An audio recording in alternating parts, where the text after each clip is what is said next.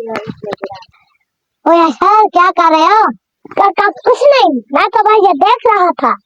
मुझे तो कुछ और लग रहा है, बताओ क्या हुआ? अच्छा, चाबी टूट गया, बताओ कैसे टूट गया? शायद किसी शरारती चिंटी ने इसे खींचा कर ये टूट गई होगी। कहानियां बड़ी अच्छी बना लेते हो, चिंटी में कब से इतनी ताकत आ गई है? सच सच बताओ क्या हुआ?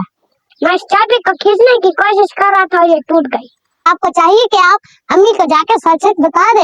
अगर सच बोलने पर भी डांट पड़ी तो?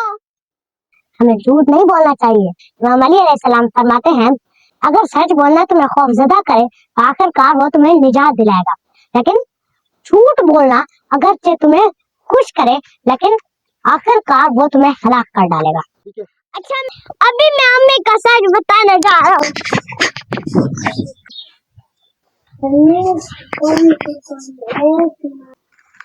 हाँ मेरे शेर, क्या कहा अम्मी ने? पहले तो अम्मी हैरान आई और मुझे गोद में उठाया और प्यार किया और कहा, मेरे प्यारे बेटे, टूटना तो खिलौना का काम है और असल बहादुरी ये है कि तुमने अपनी गलती मान के सच बोल दिया।